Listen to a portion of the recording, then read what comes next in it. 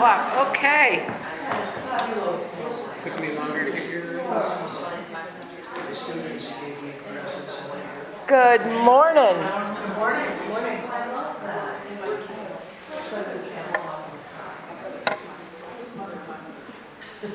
Nice to see you this morning. Nice to see everybody this morning. So it's Advent, second week, and it's about new beginnings. And in my mind, new beginnings, as I spoke last week, we have nothing but potential in front of us, and change is something that's going to be constant and without pause.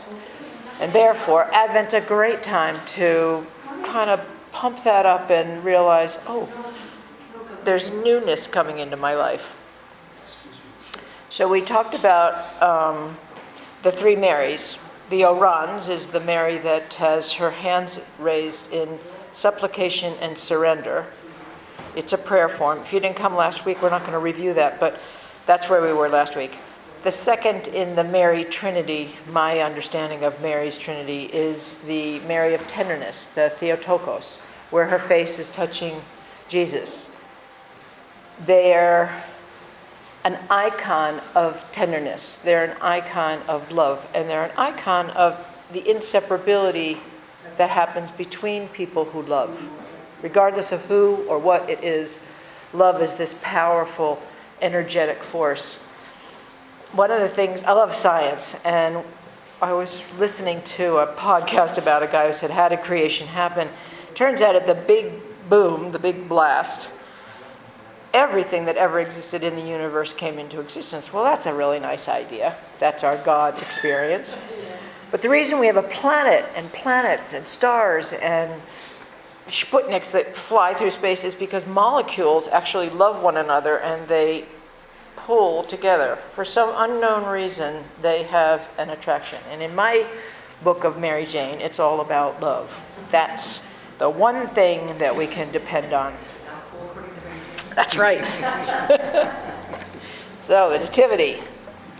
Jesus is in the manger, wrapped like a cocoon. Christ, likewise, condensed from the state of glory to become one of us, which in some sense meant he was exiling himself from heaven. In this cocoon, God has made himself into flesh and body, bound up and isolated from heaven, crammed into a tiny little cosmos. In this way, he is set at the door of sharing our humanity and nature.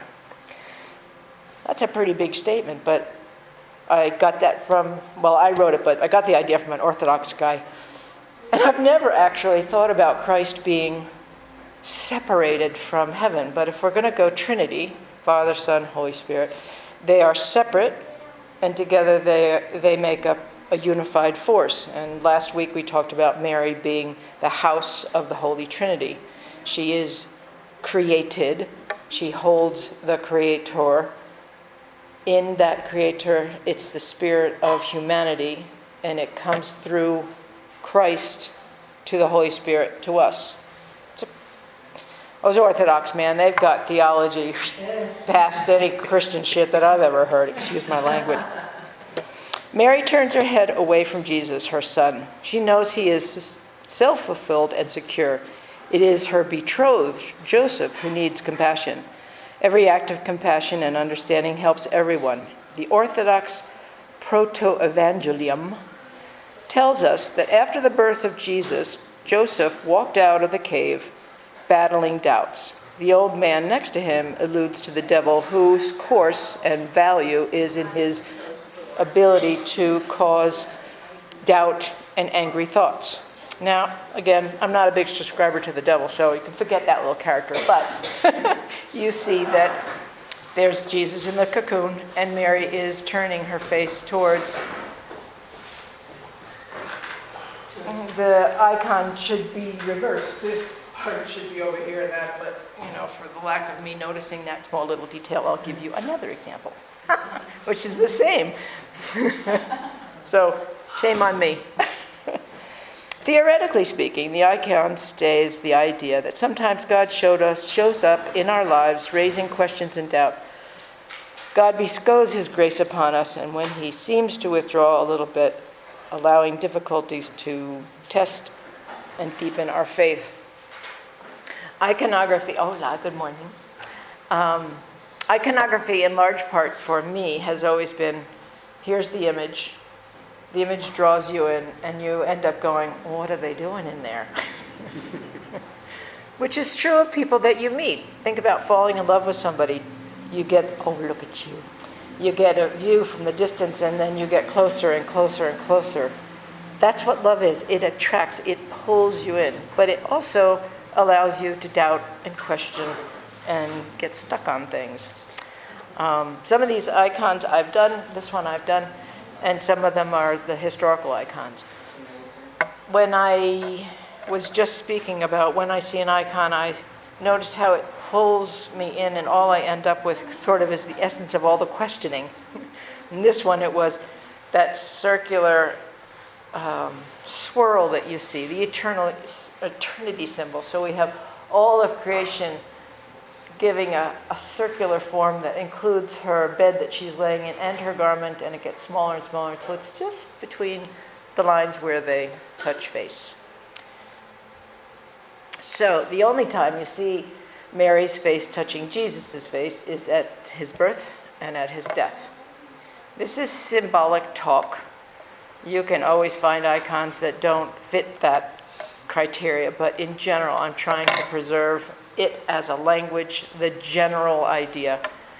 And the reason for that is as we come into being flesh, we experience love physically. And as we go out of flesh, we let go of that. The love never changes. The love is just the fact that we can experience it physically. The rest of the time, like I said, molecules, they just love each other, so. And then there's the struggling child. Oh, wait, you want to go back and talk about oxes? Wait a minute. Okay. In my research, I didn't know this, but the ox and the ass is always in the nativity scene, and it is to this day. And there they are, kind of with their heads poking. According to Orthodox Church symbolism, the ox represents the Jews, for it was clean and a kosher animal that they could eat. It could be used to train and pull and plow and create food and sustenance for the community. The ass, on the other hand, is a stubborn, wild animal. It is unclean and not kosher, and therefore it represents the Gentiles,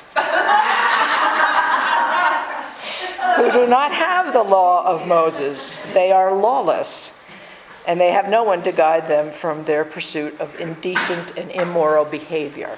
Now, I tell you, that's good. And then, and these two seemingly opposites come together to form one body in Christ. As the Bible says, for he himself in our place, who was made the two groups one and has destroyed the barrier, the dividing wall of hostility. We have a prejudice that needs to be rectified and thoroughly understood. Everybody knows they have a bias, that the Jew and the Christian, the Jew and the Gentile, the politicians, how you live your life, your lifestyle.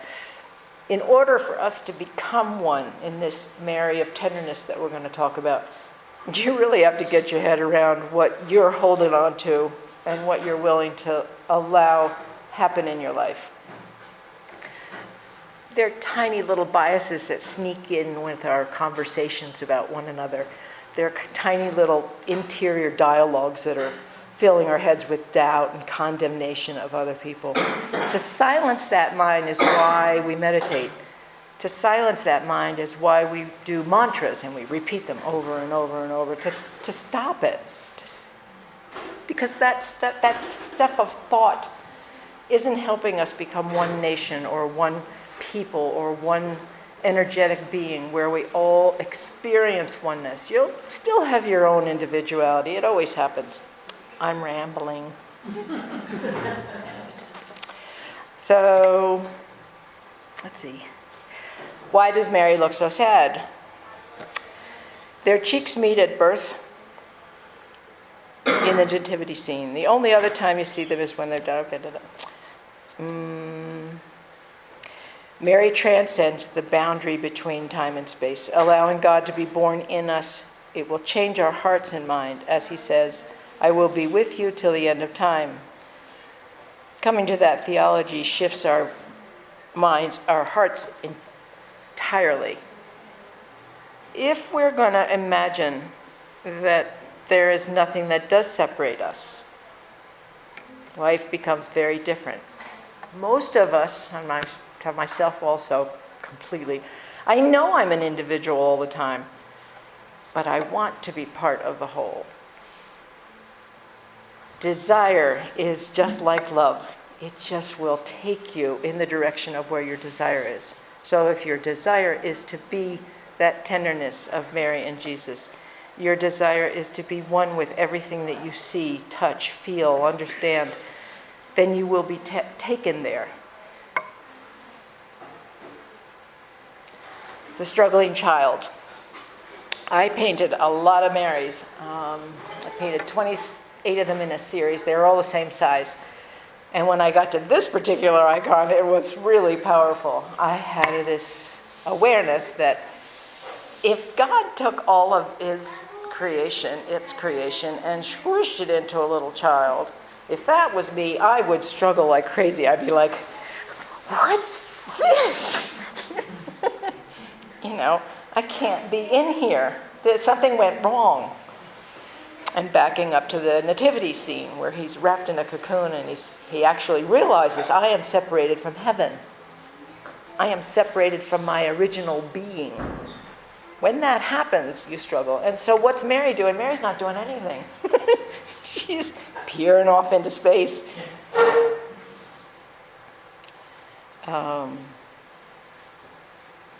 One theologian suggested that her gaze, Mary's distant gaze, allows us to comprehend a parallel universe.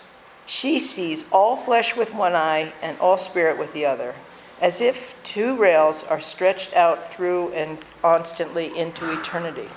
Mary transcends that division, but it's not as integrated as it is with Christ. Christ actually lives in those two. The most I think I can hope for is having that parallel vision, which I think I do a good deal of the time. Anybody who knows me knows that I run around with a basketball full of energy of God trying to figure out how am I going to use it today.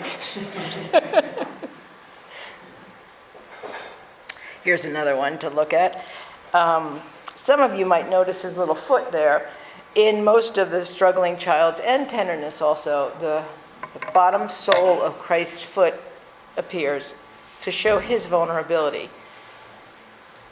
When we think about Jesus, we think of this all-perfect being. He's all everything. Mary gave us this child, but he's better than we are. He's more than we are. He's perfect and we're not. That little foot shows you that even Christ had an understanding that what is this about? What is this vulnerability that I have to endure? It allows you to have, not only does Christ have compassion for us, we have compassion for him. We think, shoot, God put all of himself into one little body? I don't know if I could do that if I were God. Oh. Okay, now we go back to the Adam and Eve story, which kind of got all the woman's stories messed up. We talked about it a little bit last week, but now we're going to go a little bit deeper. There were 2 trees in the garden, one of knowledge, where we learn about death, and the tree of life is the other tree, where we learn about eternity and the interconnectedness of all things. God drove them out, lest in their fear and nakedness they eat from the tree of life and live forever. Seems like if you read the story over and over and over, and we can do that Bible thing where there's two stories in the Genesis story. If you read them and break them apart, you get a whole story here and a whole story there. I'm just going to talk about the one with Adam and Eve and the trees. It's significant that the writers of the Bible came up with this great idea that there's the tree of knowledge, and then there's the tree of life. They're not exactly the same. We are excelling these days in the tree of knowledge. We are really sucking the planet dry on what can we do because we're special. Their great error was thinking that they were going to be God. For centuries, Eve's one disobedient act has cursed women. Mary became the new Eve in the story of Nativity. She reconditioned the disobedient humanity into the obedient humanity. I would go further. The first tree gave us an understanding of being born in the flesh, and the second gave us the understanding of being born in the spirit. In Christ, all humanity eats from both trees. We are given the light of love and wisdom and grace and abundant knowledge in this life of Christ that was given to us. The tree of life is Jesus. He's the second Adam.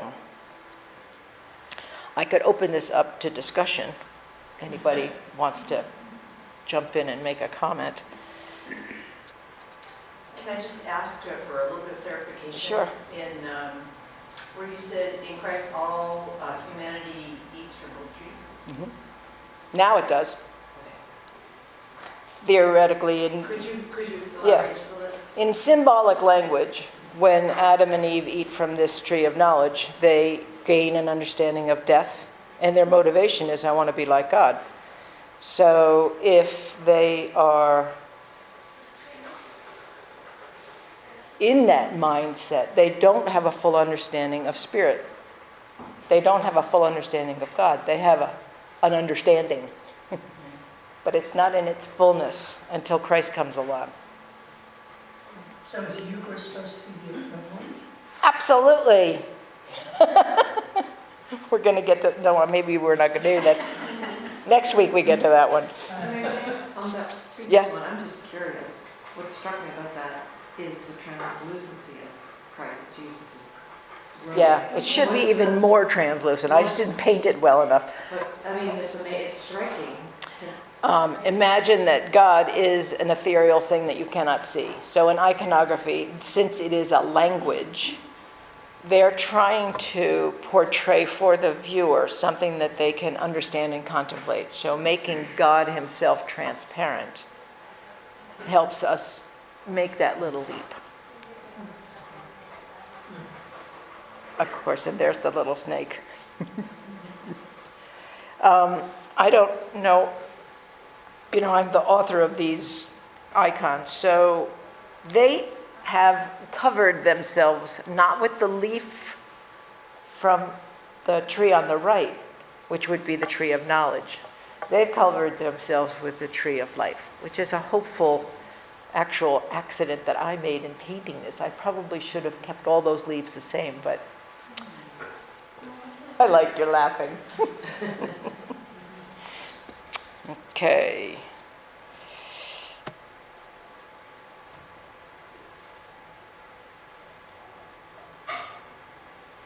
All of humanity was stricken with the attitude of disobedience and desire to be God. We see it in the consequences of our society today.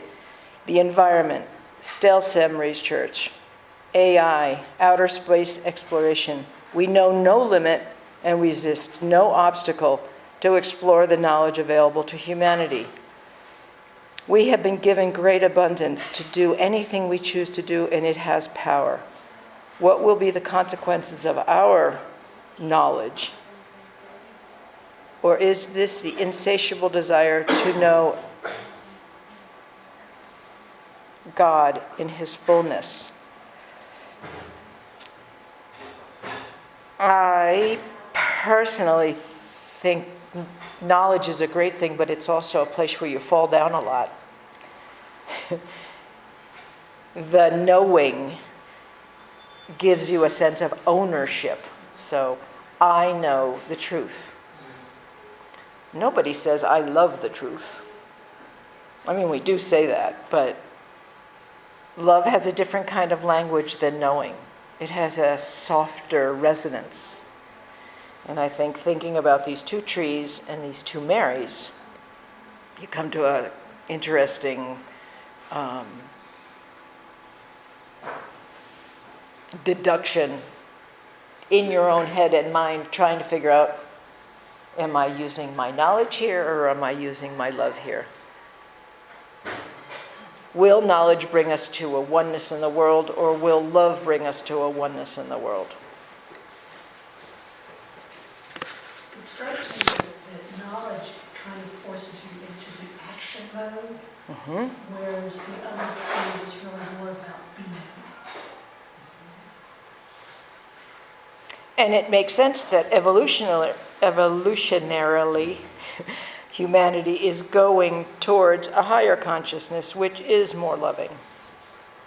Are the two, when you're speaking about love and knowledge, a dichotomy? Yes. But they're not the same. It's like the Trinity. They're each individual, but they're not the same. And they need one another because they feed on one another. Is that what you mean? Well, the dichotomy, I understand what you're saying there, but feeding on one another suggests that there is some symbiotic relationship. Yeah. Well, love doesn't need an object. Love just exists, whereas knowledge needs an object. So there are two allegories. Theologians say Mary rectified the disobedience of Eve. Eve is tempted through ignorance and innocence by the snake, saying yes to the possibilities yet unrevealed. Mary also says yes out of ignorance and innocence to the angel's message that she will bear life in her womb. The choice to say yes by these two women is worthy of pondering. They were fearless about their unknownness, imagining our world if they had said no, if they had both said no to knowledge and to the birthing of the example of Christ. I only put this in here to give us a meditation on, are you a person who says yes to everything, or are you a person that says no everything? Obviously you have to say no, because if there's a fire, you say to a child, don't stick your hand in the fire. We use no to protect ourselves, but we use yes to kind of go in, and usually a yes implies a little bit of unknown, unless it's very familiar. But we live in this kind of yin-yang of yes and no, yes and no, yes and no. Again, meditation, contemplation allows you to really go deeper and deeper into, why do you say yes? Why would Mary say yes? Why would Jesus say yes? Most of the Bible people, the prophets, the apostles, there's a lot of yes in their behavior. And yet the consequences were severe most of the time. But also, to be fully alive, don't we need to be vulnerable? Otherwise, we live in a nice, safe container where somebody's taking care of us. And we don't have to really... I'm not a mother, so I tenderly walk through this. I'm all about love and motherhood, but I watch mothers and how they are like, nope, don't do that. Nope, don't do that. And I think, I know they're trying to help their children, but sometimes they ought to be saying, yeah, go ahead, do that. Go eat the dirt. That's just my opinion. So, we talked about this, my understanding of Trinity, where Mary's concerned. Mary receives this total awareness in her being, and it's inseparable from her. She may not fully understand it, but she has a real good, deep epiphany. I got it. She nurtures this baby Jesus. She cares for the very thing that she has allowed to be created in her. And then she releases it to the world, which is what we're going to talk about next week. But when we live our lives, in my opinion, in the Mary Jane Miller School, we receive a lot. We nurture a lot. Boy, are we good creators. But we really don't release it. Again, it's, I own it and I'm releasing it, but I want you to do it this way. Or I release it, but only under these conditions. We're doing the stewardship program. And getting people to release what they own is really hard work. Partly because we think we're not going to get any more. Mary, this may have been her only child or not, but nonetheless, it was the one she loved the most, and she was willing to just say, okay, kill him. That's really powerful. I'm not giving my husband Valentine to anybody. I like him. But we're not called to do a little bit grudgingly. We're called to give it all. And again, I'm talking about where humanity's going to be maybe 1,000 years from now, where we stop this always, I'm creating mine and I'm going to give it only this way. You can see countries that go in and they mine another country's minerals. It's not really sharing and it's not really giving. I mean, they've just sort of gone off the rails completely. It's not going to help anybody. Helps one or two people, helps a company. Might even help us make cell phones, which are great. Everybody uses them. It's that thing about where are we? Who are we? Why are we doing what we're doing? So, Mary of Tenderness. These images of Mary of Tenderness are the most loved canonical and widespread images of iconography. They are the archetype, the recognizing it in every country, the culture around the world, the mothers who comfort, nurture, and support their creation. The Theotokos reminds us to be tender and kind in everything we do, think, and say. Those images of Mary are constant. They're everywhere. They're in every single culture. Maybe not with cheek-to-cheek touching, but we all understand the loving motherhood of creation. We would have no church if it were not for Mary. She's the pinnacle. It looks like Jesus is whispering in her ear. She is attentively listening. His small hand sneaks into her garment and clutches his finger around her neck. He may be telling her about life he will endure here on earth, or maybe he's telling her about his ultimate crucifixion. She looks perplexed and thoughtful and solemn. We already discussed the faraway look in her eyes. What is she looking at? She sees that parallel world where Jesus fully lives in 2 dimensions, his flesh and spirit well integrated. Mary perceives this phenomena.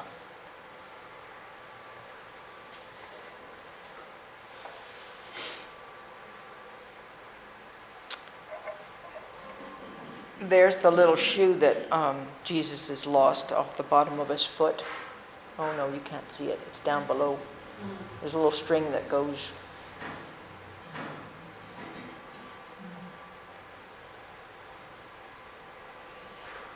So last week we talked about the symbolism a little bit. The attributes you can always look, if you go to any church, anywhere in the Orthodox world, and a lot of symbolism even was left over into the Renaissance. But for iconography, the MPOV is the Mother of God. It's the title of an icon. You always paint an icon, has a name on it somehow, so that the viewer can tell who it is. With Mary, she's got so much symbolism, you don't have to look for the MPOV, and it may have been rubbed off over time, but originally it had them. The 3 stars on her forehead, which are the 3 stars of the Holy Trinity, which I was telling you about. The red cloak on the outside of her life and the blue interior on the inside. Mary holds this cosmic being inside of her being, and she is clothed by the earth. She is clothed by the physical existence here as a human. She has a neckline that is straight. She doesn't have a little wiggle. We talked about this last week, that all the other saints and all the other images have a little wiggle because all of them talk. The angels talk, Jesus talks, the apostles talk, the Old Testament guys talk. Mary's the only one who says nothing. And again, we'll go back a little bit to poor Mary. She gave us all a bad name because we got silenced, but we didn't only get silenced spiritually, we got silenced across the board. Try and remember, we're on a trajectory for some, I think it was the Dalai Lama, I heard him talking, and he said, you can't think about women today, you must think about women in eternity. And he wasn't talking about like eternity, he was talking about that we're evolving and that the value of all that silence hasn't been revealed yet. And I thought, okay, I can do that. I don't really like it, but I'm willing to swallow that pill and think, okay, there was a reason for this silence, because it's been long. 2,000 years we've been silent. Not all of us. God, you should have heard my mother. The small little foot of his vulnerability. And then Jesus sometimes turns to show us his own vulnerability. Here's another one. I never saw an icon I didn't like. I never saw an icon I didn't want to paint. There are millions of icons. This is one of mine.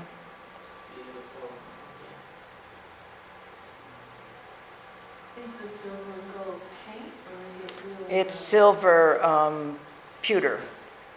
My husband does the pewter and I do the painting. These silver hands of Jesus, of Mary, I've seen it done with Mary, but I've also seen it more frequently with Joseph, who is holding the baby Jesus, and he'll have two little silver hands, because you can't touch the divine physically. You can only experience the divine. Now think about that. It's like you can't touch love. You can only feel it. And again, that division between our fleshly existence and our spiritual existence is really worthy of contemplation, because so much of what happens in our lives is experiential. And we tend to talk about the physical. I went to France and I stayed in this hotel and I waited in line at the airport. Oh, yawn. Oh, yawn. What was that thing on the right side of the icon there by her hand? By her, you mean this up here? No, down by Jesus' hand. No, No. Mary's hand. There's something gold that's causing her to Something falling down, falling a down. veil or something. Part of a robe? Is right. Yeah, that's just the fringe on her robe. Oh, okay, okay, thank you. Fun as can be to paint that stuff. Oh. I like this one a lot. What is Jesus Jesus holding? suit. He's holding the fringe of her. Oh, he's holding, there you go, great question. He's holding the fulfillment of the prophecy of the Old Testament. And I was in that EFM class, and one of the things that infuriated me about the first year is I said, we need a couple of Jewish people in here because they don't believe in Christ. And when we Christians read the Old Testament, we're always like, oh yeah, that's the fulfillment of the prophecy. But the Jews don't believe that. It's just people talking about what they know, fine. But in iconography, that little scroll is absolutely important, because for Christians, they want to know that Jesus is the fulfillment of this. There will be a time of peace. There will be a leader. There will be an understanding that we can follow a person, model our lives in that body of the Messiah, and he's it. The Hodegetria, she's the last one. Where are we with time? Could somebody tell me? Gee, I must have talked a lot or not prepared a whole hour. I don't know. I'm going to have a longer discussion here. The Hodegetria is the third of the Holy Trinity in terms of Mary. She is the one who shows us the way. She offers Christ to the world as some, I'll say perfected being, but you know, that's always so tricky. The best example of who we can be as humans. He didn't only show us with words, in fact, he showed us with very few words. He showed us with action.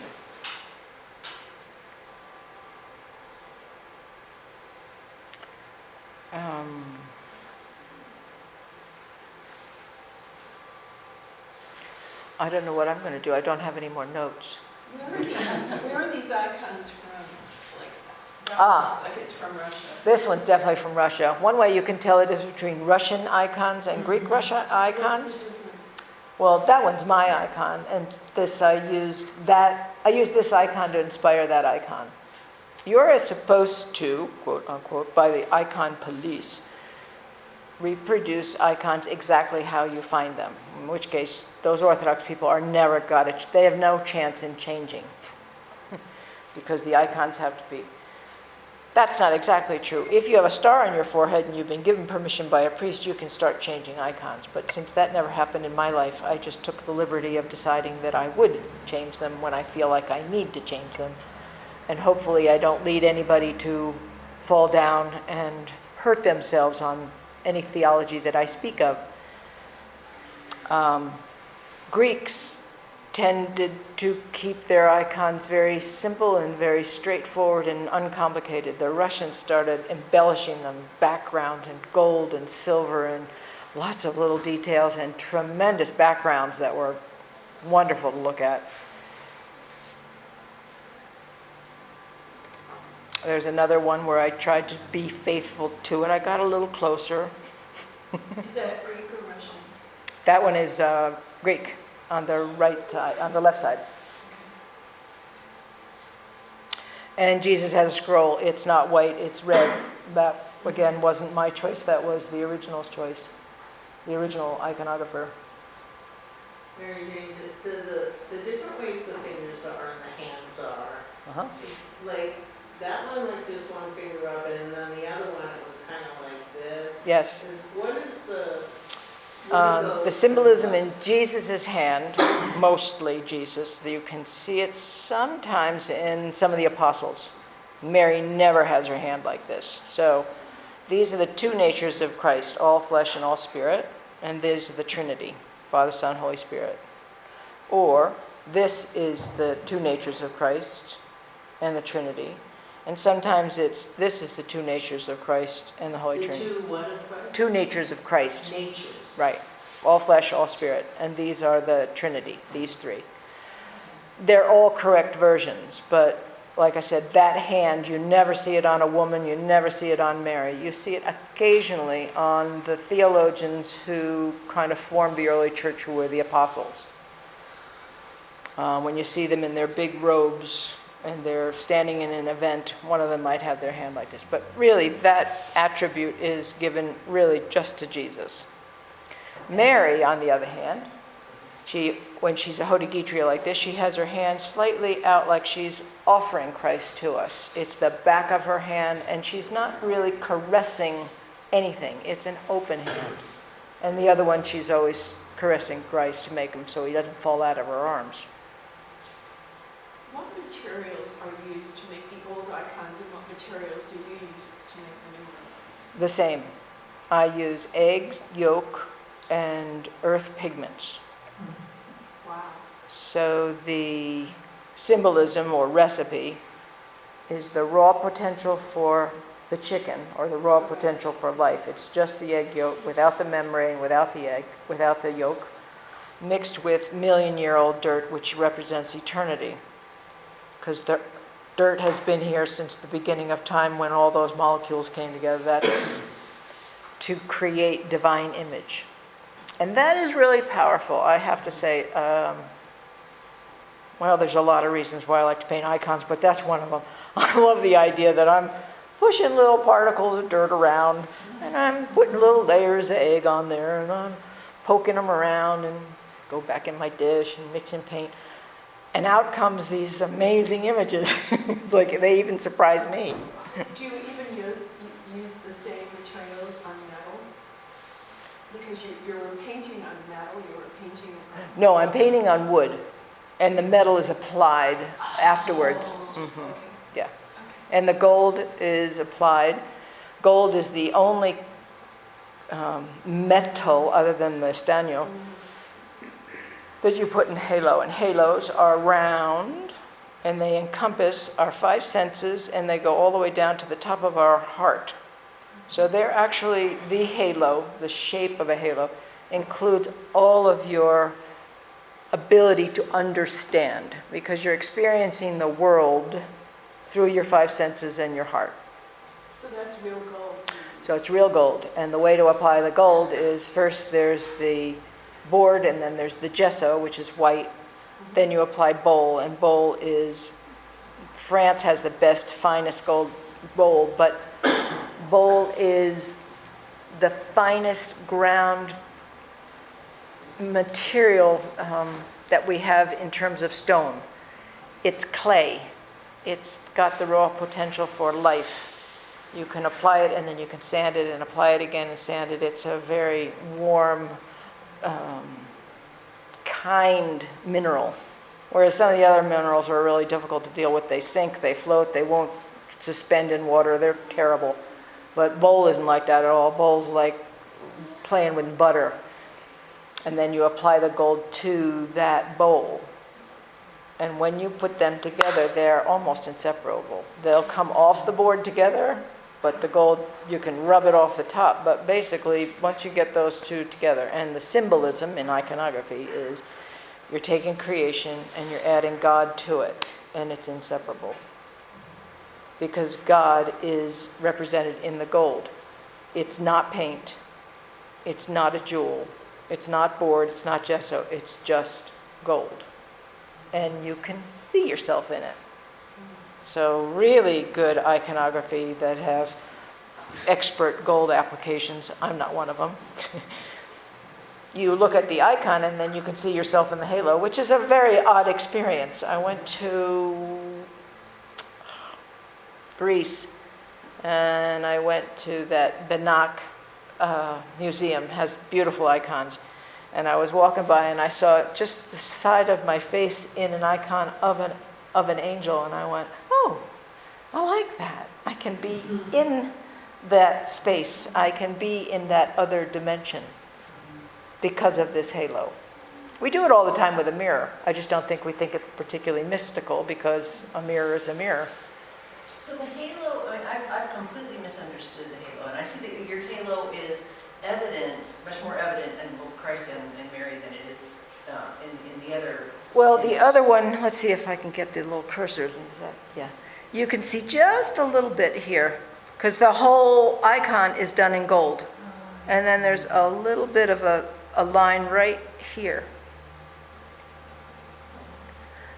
It's just because the whole background was gold and it's so deteriorated. Let's see, what's the next one? Is there another? So it is meant to There. have a halo. Yes, definitely. Mm-hmm. Okay, so I thought, personally, I thought that was one of my beef with the icons of Right. Mary, because I felt like that they were making her on equal with Jesus. Unequal, in divinity. Right. And, but, so would you mind one more time giving us the explanation of what the halo it represents? It represents the five, let's use the next one. It represents the five senses, and it just hits the very top of the heart to include the heart. And Jesus' halo is always in front of Mary's halo. And you're right, he is more predominant.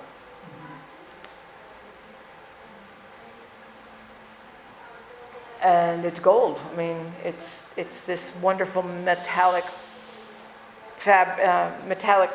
material that you can see yourself in. You become part of the icon. But Mary is not, doesn't have equal divinity to Christ. Well, now we get into what's holiness, because you got halos on all the apostles, you got halos on all of the prophets who are Old Testament before we even had saints. I mean, as far as I know, the Jewish faith doesn't have any saints per se. Anybody Jewish can tell me that? But the idea of holiness was an institution that the church created to elevate these people and make them examples for us to live by. And the halo will do that. You can find, I don't have any here right now, but there might be a little tiny painting of a person down in the corner. That's usually the patron of the guy that, or the woman that paid to have the icon painted. They don't have a halo. Square halos are reserved for persons that will be saints one day, but they're not right now at the time the icon was painted. And then there's a triangular halo, and that's reserved just for God the Father. And when they do God the Father and the Son and then the Holy Spirit as a little dove, the Orthodox Church has thrown that out, the Catholic Church has thrown that out as bad theology. Because then we have this old man up there in the sky, and we have this little guy, and then we got a little bird. It's really pathetic kind of childish theology, excuse me. It's good because it's understandable and it's common, but it's not particularly deep, let's put it that way. In Jesus' halo, there's lines like a cross. Yes. What Okay. do they represent? So up above it's NPOV, and she is the mother of the Creator. That's what that little lettering is. And then ICXE, which is Jesus Christ, Okay. because that's who he is. And in the halo is Son of God. Oh, Now in this icon, we got the 3 stars, but the iconographer's a new iconographer, don't know his name, but he put these organic leaves in the background like creation. Beautifully done. I mean, I find it, but the colors are kind of reversed for Mary. She should be, don't you hate that word? Supposed to be. Supposed to be, there you go. But he has his little scroll in his hand, and he's got his hands correct. So the Orthodox people would probably say it's okay, kind of. Well, in that picture, that picture does show the entirety of the aura. Yes. I mean, a lot of it is, it's so fascinating to me because when I see auras, yes, the head is holding a certain light, but the entirety of the being is radiating. Yes. And that's newer understanding and newer replicas of how we're perceiving the world. And I don't know if people always saw auras. Maybe they did in the early cultures, or maybe that's something, again, if we're evolving as human beings, maybe we'll have more and more people who see energy and light. And the people that I've talked to that do see auras, they, it's not always white and bright and pretty. Sometimes it's a little bit funky on the edges. Exactly. And I don't know about you, but you're going to tell me what you see. I mean, just my words, aren't they enough? No, now you're going to see the little radiant ages around me. It's going to be hard to be alive. People, forget AI intelligence and facial recognition. Now we're going to be able to see each other really clearly. Well, I think that's why someone presents something, but if I can see them, I see what's really going on. Right. That's what I mean. It would be really helpful if we could all do that. Think of the arguments you wouldn't have with people. You'd say, oh, they're not ready right now to hear this, or, oh, they're definitely ready to hear this. No, I don't think so. And when I talk about the timeline of humanity, I think it's cool that the early iconographers or the early church decided that halos were going to be the way we define who we are, because we experience things in our hands and our genitals and our legs, but really what's going on is most of it is in our heart and our 5 senses, and we underappreciate them in terms of their power, in terms of their intuition. Forget the mind, I'm just talking 5 senses in the heart. You throw a mind in there and we're just toast. Yeah. Toast. I have a mind. Yeah. Is that one Russian? The one you just showed, is that one Russian or? This one? No, Oh, the next one. Yeah, that's, it's actually, I want to say Baltic, but that's not right. It'll come to me. Romanian? Yes, thank you. It's Romanian. Would you please repeat what the white scroll symbolizes? The right scroll is the fulfillment of the Old Testament. So Jesus comes with the Word. He is the Word made flesh, and he is the fulfillment of the previous words from other generations, all the way back to Adam and Eve. So what I'm thinking is, with the purpose of the icons to be able to speak to the world beyond language, or? That was the purpose, yes. Okay.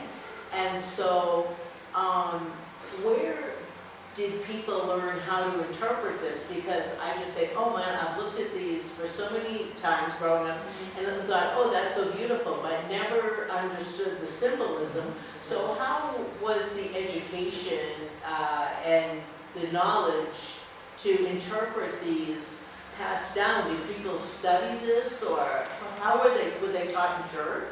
I'm going to make this up, and that's a great question. But I know for a fact that iconography, the language, is based on the Bible. So let's just use, I can't use that one. The baptism of Christ. So you have Christ in the river Jordan, and he's got the water up to here maybe, or down to here, whatever. He's got John the Baptist there, who's got his hand out and he's blessing him. There's a little bush down below that has an axe, and there's 3 angels, usually. That icon is based on the biblical text of how Christ was baptized. He walks into the river. John the Baptist is already there baptizing. Jesus arrives. John the Baptist makes the reference to cutting down the old law and having the new law, which is the new growth in the new little bush with the axe. And the 3 angels are the holiness of God's presence in that act where Christ, it says, and God was well pleased. Okay, so we've got that. And sometimes there's a little hand, or maybe it's just a star that comes down and it radiates to Christ's head. No doubt. Well, a lot of them have doves. I just hate doves. I hate doves so I'm much. just wondering if it's Yeah, tradition. yeah, exactly.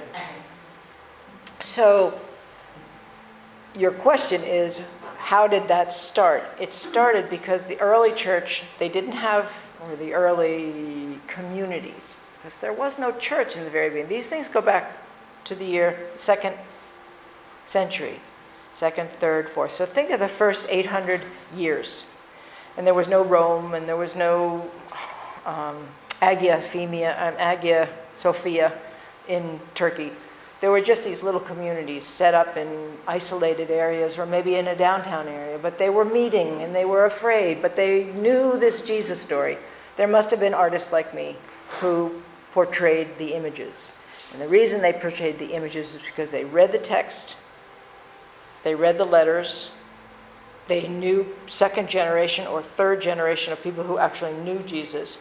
So these artists came up with these storylines, and the storylines fit to the story. They weren't making up stories. Much later came all of the saints, individual portraits of each of the apostles, individual portraits of Saint Fotini, who was the woman at the well, the Samaritan at the well.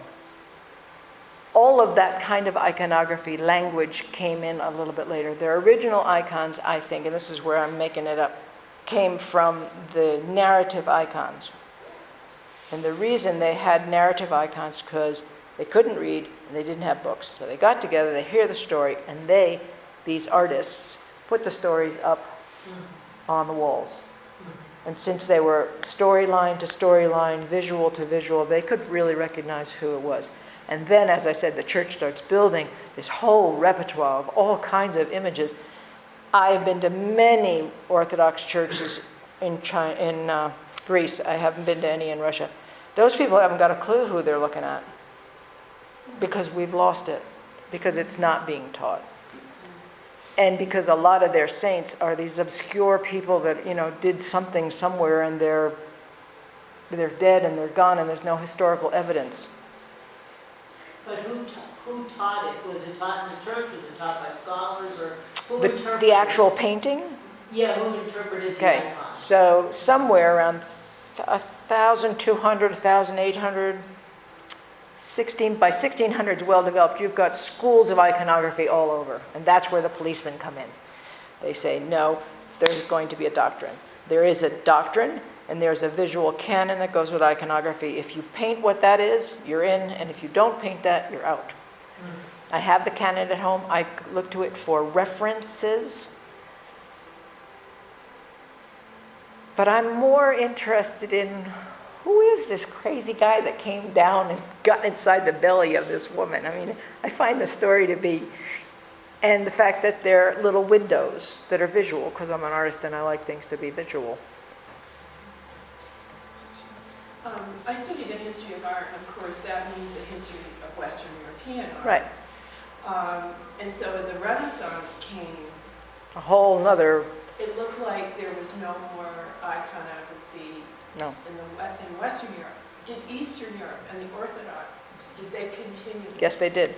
Russia and Greece kept going. And like I said, the Greeks sort of maintained this very simplified version. It gets complicated, but it's much more simple than what happened in Russia. Russia really became just beautiful iconography. And the two churches don't like each other. And they don't recognize each other's iconography.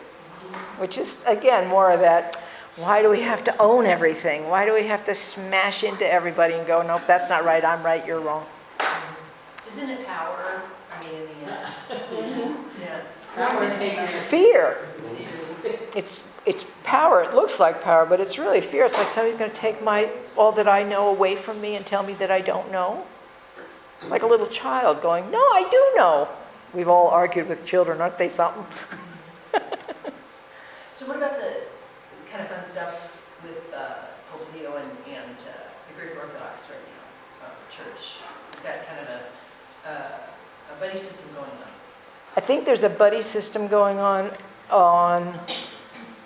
a lot of levels. They're the very conservative who don't want that to happen because they do want to protect their system theology, understanding, ritual, liturgy, style of church, style of worship. And then the other ones that are way out on the side who are probably inclusive of all the other Christian religions. And then there's the Pope in the middle, kind of. I think he's trying to do outreach. It'll happen eventually. It has to. What are we holding on to? well, they're holding on to a lot. But Yeah, but I mean, in the end, you got to let go. A lot of money. A lot of money. Good And girl. power and fear. Yeah. control. Getting back to the Renaissance, one other thing the Renaissance did was they stopped painting with egg tempera Yeah. and they started using oil. That was technically different. They had much more money in terms of patronage that, paid for Leonardo da Vinci and Michelangelo. They really were supported by the church. Church doesn't support, this church supports me, which is nice. I've had other churches support me, but in general, for me to be supported, I need to go join a monastery or go join a school, because we just don't have that in our society. But one of the things that changed in that Renaissance, Mary became this kind of weeping, agonized woman, and Jesus became this happy little baby bouncing, all chubby and round and lovely with all these cherubs around him. And then the landscapes were full of, beautiful cities and little roads that go back to nowhere. They were more and more portraying what this world looks like and not the ethereal world that they're trying to portray. They wanted a mystical language, which is different than I'm Mary Jane Miller and I live in San Antonio and I go to the Episcopal Church. If I just came in here and said I am, we'd all be meditating. Because it's not, mystical language never gives you enough of anything. You have to work on, you have to go in your mind and your heart. That's what makes it mystical. Otherwise, you're just reading the mystical understandings of some other mystic. But for you to actually go there, you have to go into the unknown and open. So at what point did that ethereal, that partition or evolution of the ethereal portrayal versus the more like... You can speak to it from art history. I think some of it had to do with the Black Plague in Europe. They realized everybody was dying, and that scared everybody. They were like, well, Where is God in all this story? It scared them and took them out of the ethereal world and said, what about this here right now? And then the Renaissance actually was a time of great abundance and joy and science and music and literature. But those two kind of go back to back. One was the fear, and because the Black Plague was 14... 13. I think it was 13 something. I could have. It wasn't, I forgot. I know 1/4 of Europe died on that one. 1/4 of the population. Now think about that. We had the pandemic, which was something, but not near 1/4 of the population. We would have lost 2 billion people. So that mortality was that affected the church's portrayal of it. Right, that's what I'm saying. You get into the bleeding Jesuses, and you get into the Marys, and then you get into all these basic bopping babies jumping around and cherubs and all that. 1346 to 1350. 1346. 25 years? And it kept coming back. Yeah. It was 8 years. 7 years. So Google on 50. Which I love 50 million Google. people died. Yeah. It says it's 50% of Europe. Yeah, 50% of Europe. 50% died. Of years. Of Western Europe, right? It didn't hit Poland because they actually came up with the idea of quarantine. I'm just, but, yeah, they figured out somehow that we're going to quarantine Poland. Wow. So that mortality affected ours. Absolutely. All of society gets affected by all of society, in a way. I mean, if there's a volcano that goes off, it'll affect everything in Pompeii, you know. And now that we have these internet things, where all the information is available to all of us all the time. I think the human psyche is changing. We just haven't quite seen it yet. It's going to be different in the next 50 years. I mean, think of how much it's changed in just the last 25 years.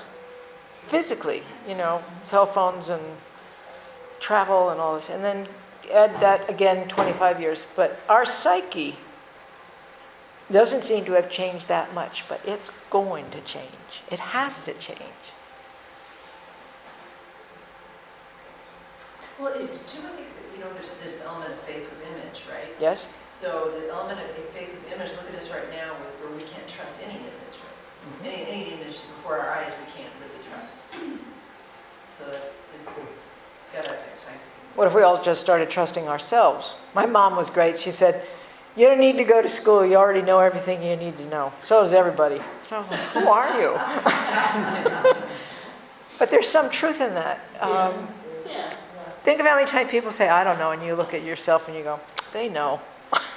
They're just pretending they don't know. We do know. We know much more than we think. We're much more powerful than we think.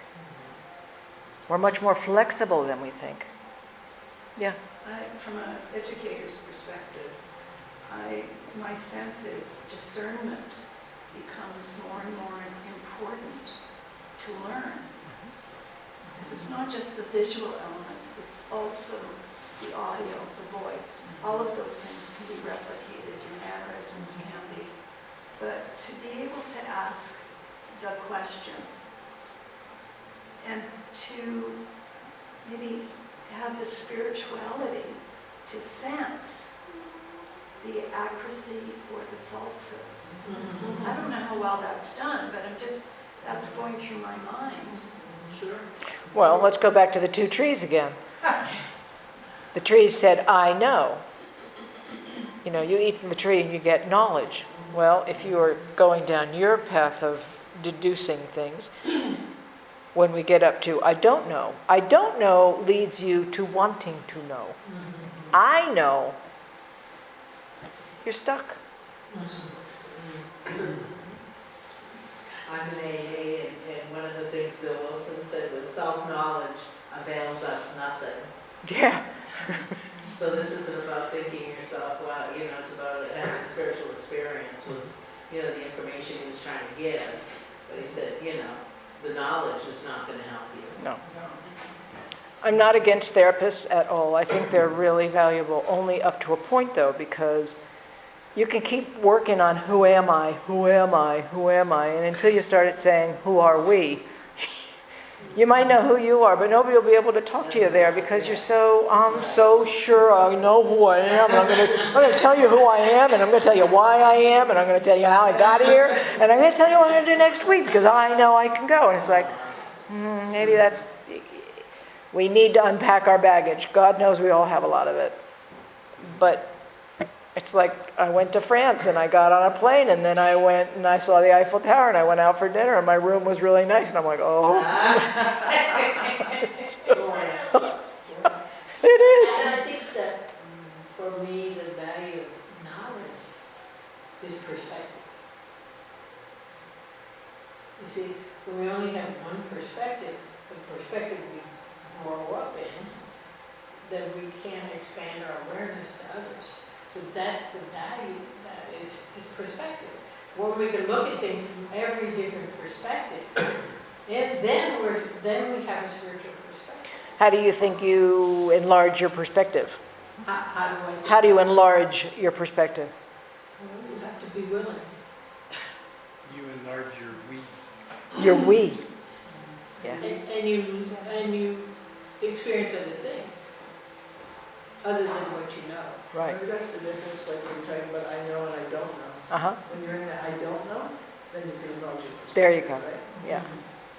For me, travel has always been a big way to do that. To go, because I travel a lot by myself, and to go somewhere where I don't know the language, and I'm kind of on my own, so I'm very dependent on kind of sensing what's going on and interacting locally.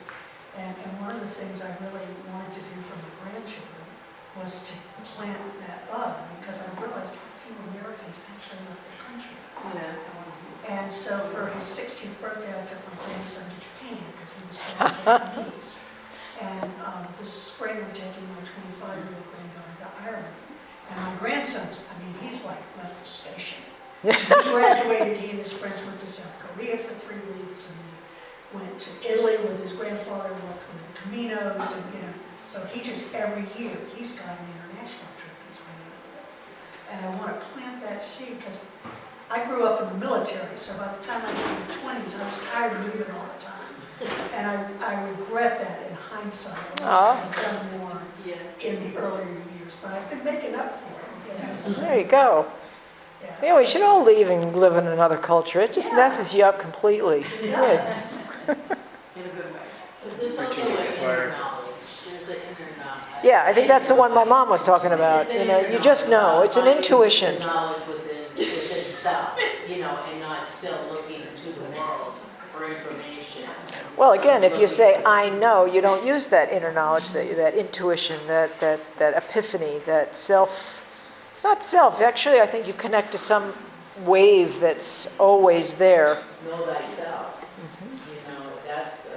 That's a different kind of knowing than the knowledge knowing, that knowing. That's the conocer and saber in Spanish. Those two, and obviously it's other languages even have another know to know. But there's a big difference between that knowledge and familiarity. Well, that's a wrap. Thank you all for coming. Thank you.